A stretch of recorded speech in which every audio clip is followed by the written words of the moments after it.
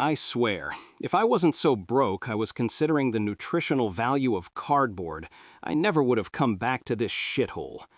The highway was a long, gray scar through an endless wall of pine trees, and every mile marker felt like a nail being hammered into a coffin lid. My coffin lid. My father, Mark, was dead. That was the official reason. The real reason was the small inheritance Susan, my stepmother, had mentioned on the phone. Not a fortune, but enough to keep the landlord off my back for a few months. All I had to do was come home, help her clear out 14 years of junk from the house of my childhood, and then watch a realtor slap a for sale sign on the lawn. A simple transaction, a deal with a devil I knew. 14 years. 14 years since they threw me out. They called me a junkie, a liar, insane, all because of what I saw that night in the basement. He's dead now. Mark is dead, and he never once got to hear me say the words I'd been practicing for over a decade. I told you so. The house looked exactly the same. 2 stories of faded blue siding, a porch that sagged a little more than I remembered, and windows that looked like vacant eyes. It wasn't just old, it felt tired, like the whole structure was rotting from the inside out and just waiting for a good reason to collapse. Susan opened the door before I even knocked. She'd aged. The lines around her mouth and eyes were deeper, carved by something more than just time. Her hair was more gray than brown, pulled back in a messy knot. She looked exhausted. "Ethan," she said. Her voice was thin, brittle. She didn't meet my gaze, her eyes fixed on a spot somewhere over my left shoulder. "Susan?" There was no hug, no handshake, just a stiff, awkward space between us, filled with the ghosts of everything we'd never said. She stepped aside and let me in. The air inside was stale, thick with the scent of dust and lemon-scented polish. "Your room it's the same," she mumbled, already turning away and heading toward the kitchen. "I didn't touch anything." She didn't need to. I walked up the creaking stairs, my hand gliding over the same smooth, worn wood of the banister. My old room. She was right. It was a perfect time capsule of a 16-year-old boy's life. Posters of bands I hadn't listened to in years were still tacked to the walls. My old drawing table was covered in a thin film of dust. It was like stepping into my own tomb. I dropped my duffel bag on the floor. The sound was unnervingly loud in the quiet house. That night, sleep wouldn't come. I tossed and turned in my old bed, the mattress springs groaning under my weight. The house was settling, making all its usual noises, the groan of wood, the ticking of pipes, normal sounds, nothing to worry about. Then I heard it. It was faint, so faint I thought I'd imagined it. A sound from below, from the floorboards. Scrape. I held my breath, my ears straining in the dark. Silence. Maybe it was just the house, or a tree branch against the siding. Scrape. Scrape. My heart started a low, heavy drumming against my ribs. I knew that sound. God, I knew that sound. I told myself it was a mouse, a big one maybe, trapped in the walls. I pulled the comforter up over my head, squeezing my eyes shut, but the sound was already inside my memory, echoing from 14 years ago. The next morning, I came downstairs to the smell of burnt coffee. Susan was standing at the counter, staring out the window. We started the work in a near-complete silence, boxing up old books, bagging clothes for donation. It was mechanical, lifeless. Then my eyes landed on the door at the end of the hall, the door to the basement. It was different. There was a new addition. A heavy-duty steel hasp had been bolted into the old wooden frame, and through it was a thick, brand-new padlock. It looked absurdly over-engineered, like something you'd use to secure a bank vault, not a door in a suburban house. "What's with the padlock?" The words just slipped out. Susan flinched. Her hand, the one holding a dusty photo album, gave a little tremor. She set the album down too quickly, a cloud of dust puffing into the air. Her eyes darted to the basement door, then away, as if the wood itself could burn her. "Oh," she said, her voice a little too high. "Your father, he just wanted some extra security. You know, for safety." She immediately turned and started fussing with a stack of old newspapers, her back to me. It was the worst lie I'd ever heard. Her shoulders were tense, bunched up around her ears. The fear coming off her was so thick I could practically taste it. Later, while I was hauling a trash bag out to the curb, I saw Mrs. Henderson's curtains twitch. A moment later, her front door opened. She was a walking stereotype of a nosy neighbor. White hair and tight curls, a floral housecoat, and eyes that missed nothing. "Ethan, honey, is that you?" she called out, waddling across her lawn. "Hi, Mrs. Henderson." She gave me a hug that smelled of mothballs and cinnamon. "Oh, I was so sorry to hear about your father. Such a tragedy. Bless his heart." She lowered her voice to a conspiratorial whisper. "He got so quiet, you know, these last few years, just shut himself down. Susan, too. This house," she said, gesturing with her chin toward my family's home, "it used to be so full of life, but for years now, it's been as quiet as a grave." She patted my arm and waddled back to her house, leaving me standing on the sidewalk. Her words hung in the air. Quiet as a grave. No, not quiet. I knew better. The house wasn't quiet. It was just good at keeping its secrets locked away. Downstairs, behind a door with a brand new padlock. The next morning, Susan moved like a ghost in her own house. She placed a clatter of keys on the kitchen table, the sound echoing in the quiet. "There," she said, her back already to me as she fiddled with the coffee machine. "The shiny one is for the basement. The rest are for the sheds out back. Most of your father's old tools and things are down there. It all needs to go." She didn't look at me, not once. "My back is acting up. I'm going to lie down for a bit." And just like that, she was gone, leaving me alone with the keys and the silence. The shiny key winked at me under the kitchen light. It was brand new, the brass sharp and clean against the tarnished, worn metal of the others. I picked them up. They were cold. I walked down the hall, my footsteps the only sound.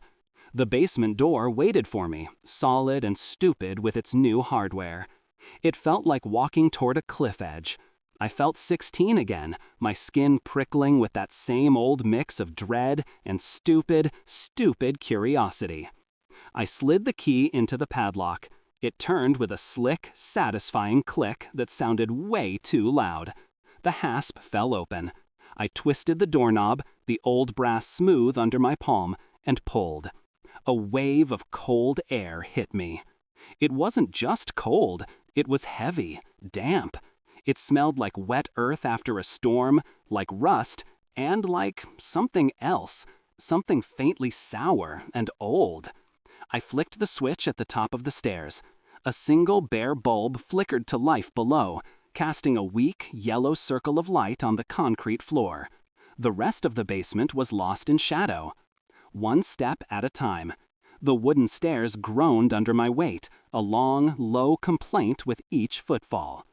The air got colder, thicker. It felt like I was descending into a well. The single bulb did almost nothing, just making the shadows at the edges of the room seem deeper, darker. They shifted and danced as my own shadow passed under the light. Piles of junk were stacked everywhere, old furniture under dusty sheets, cardboard boxes sagging with age, forgotten toys from a life that felt like it belonged to someone else. Okay, Ethan, just get it done. I started with a stack of boxes near the stairs. Old tax records, books nobody had read in 20 years. Junk. I dragged one box toward the stairs, my knuckles scraping against the inside of the basement door. Something was wrong with the wood. It was rough, splintered. I stopped. I pulled out my phone, switched on the flashlight, and aimed the beam at the spot my hand had touched. My breath caught in my throat. They were scratches. Not one or two, hundreds. Deep, frantic gouges clawed into the wood, overlapping in a chaotic mess. They were concentrated around where a handle would be, if there was one on the inside. It looked like an animal had been trapped down here, trying to claw its way out. A big animal with strong claws. A slow breath left my lungs. The knot in my stomach loosened, just for a second. I wasn't crazy. I didn't imagine the scraping. I ran my fingers over the marks. They were old, but the memory they triggered was fresh. Scrape. Scrape. I shook my head and went back to work, moving deeper into the basement, into the darkest corner where the light from the bulb couldn't reach. It was the same corner from that night. I was hauling a heavy box filled with old paint cans when I heard it. It wasn't a scrape. It was a sound. So quiet, I thought it was just the house settling or the wind outside. A long, thin whisper, like air being squeezed through a tiny crack. I froze, straining to hear. Help? My blood went ice cold. I dropped the box. It hit the concrete floor with a deafening crash of rattling metal. I whipped around, my phone's light cutting a frantic beam across the shadows. Nothing, just the stupid junk piles. The shadows they cast looked like hunched figures watching me. My heart was a fucking drum against my ribs. Did I imagine it? Was this place finally getting to me? Then the memory hit me. Not fuzzy and distant like it had been for years. It was sharp. It was right now. I was standing in this exact spot. The tall, impossibly thin shape unfolding itself from the darkness. The way it twisted, its joints bending at angles that weren't human. And its face, God, the face, smooth, blank, no eyes, no nose, no mouth, just a pale oval in the gloom. My own scream, high and thin and terrified. Then the thunder of footsteps on the stairs. My father's face, contorted with rage. Susan's, pale with what? Fear. It was fear. I didn't even realize I was moving. My legs just took over, pumping, carrying me back toward the light. I scrambled up the stairs, not even bothering to pull the door shut behind me. The cold air of the basement followed me out, clinging to my clothes. I found Susan in the living room, dusting a bookshelf she'd already dusted twice. I grabbed her arm. "Hey," she yelped, dropping the dust rag. "You knew," I said, my voice low and shaking. "You knew, didn't you? There's something down there. There always has been." Her face went white. She tried to pull her arm away, but I held on tight. "Ethan, what are you talking about?" "The padlock, the scratches on the door. You and him, you threw me out because you were scared. You were scared of what I saw, and you got rid of the witness." My own words sounded crazy, but they felt truer than anything I'd said in 14 years. Tears welled in her eyes. She stopped struggling and just stared at me, her whole body trembling. "Ethan, please, just stop. Don't do this." "Why?" I demanded, my voice getting louder. "Why did you let him do it? You knew I wasn't lying." "Your father," she choked out, tears finally spilling down her cheeks. He was just trying to protect this family. That's all he ever wanted."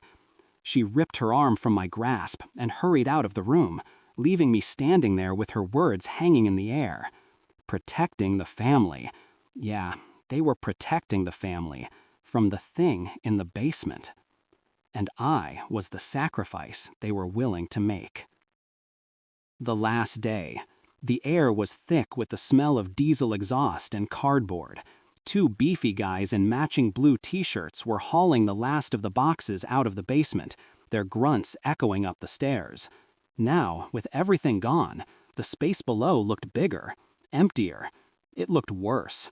The bare concrete floor showed its history now. Every stain and crack a word in a story I was finally finishing. A patched section of cement near the far wall, one I'd never noticed under all the junk, looked disturbingly fresh. And the scratches on the inside of the door? Fuck. In the clear light of day, they were a goddamn scream frozen in wood. I stood on the back patio, leaning against the railing and pulling hard on a cigarette. The knot that had lived in my stomach for 14 years was gone. Just gone. It was like I'd been carrying a 50-pound weight on my shoulders and hadn't realized it until someone finally lifted it off. I took another drag, letting the smoke fill my lungs, and blew it out in a long, slow stream. I wasn't crazy. That was it. That was the whole thing. The whispers, the scraping, the shadow in the corner. It was all real. My father and Susan, they weren't punishing a liar or a druggie. They were banishing a witness. They were scared shitless, and I was the one who had to pay for it. A bitter taste, worse than the nicotine, filled my mouth. But it was a taste I could live with. It was the taste of being right. "Hey man, got an extra one of those?" One of the movers was standing at the bottom of the patio steps. He was an older guy, maybe 50, with a tired face and sweat stains darkening the collar of his blue shirt. I pulled the pack from my pocket and shook one out for him. He trudged up the steps and took it with a grateful nod. "Thanks, this house is a bitch, especially those stairs." He lit the cigarette with a cheap plastic lighter, cupping his hand around the flame, even though there was no wind. We stood there for a minute, smoking in silence, watching his partner wrestle a dusty floor lamp out the front door and toward the truck. The silence wasn't comfortable. It was the kind of silence that begs to be filled. So I filled it. "Yeah, well, good thing you guys aren't working a night shift," I said, a smirk playing on my lips. I couldn't help it. This basement gives me the creeps. Haunted, I swear. The man took a long, rattling drag from his cigarette. He didn't look at me. He just blew the smoke out toward the lawn, and then he chuckled. It was a low, gravelly sound. "Haunted? Nah." He took another puff, as if considering his words. "I heard old Mrs. Henderson next door talking once. Said the people who lived here before your folks, they had a son, real sick in the head. They kept him locked down there for years." He shook his head, looking at his cigarette like it held the answer to something. Poor bastard. The cigarette slipped from between my lips. It hit the wooden deck with a soft hiss and lay there, a thin line of smoke curling up from the glowing tip. The world didn't stop. The other mover didn't stop loading the truck. The sun didn't fall out of the sky. But everything inside me, it just quit. It wasn't a lightning strike. It was slow, a poison seeping into my veins, turning my blood to ice water. The mover's words didn't just hang in the air. They drilled into my skull and started rearranging everything I thought I knew, snapping memories into a new, hideous alignment. The scraping. Scrape. Scrape. Not a ghost, not some restless spirit. Fingernails, broken and bleeding, clawing at a locked door. A boy. Just a boy trying to get out. The whispers. Help. Not an echo from another world. A voice, a real voice, hoarse from screaming, begging for anyone to hear. The shape in the corner, tall, impossibly thin, twisting at angles that weren't human. Not a demon.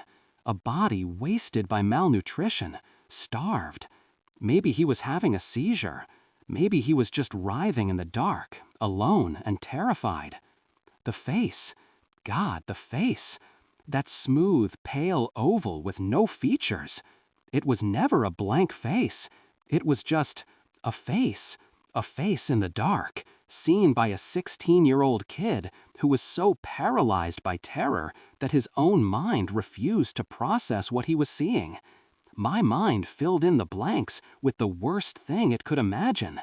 But the truth was so much worse. My father's face, contorted with rage. Susan's, pale with fear. Yes, fear. They didn't throw me out because they didn't believe me. They threw me out because they did. They knew. The whole goddamn time they knew. When they bought this house, they must have heard the stories, the town gossip.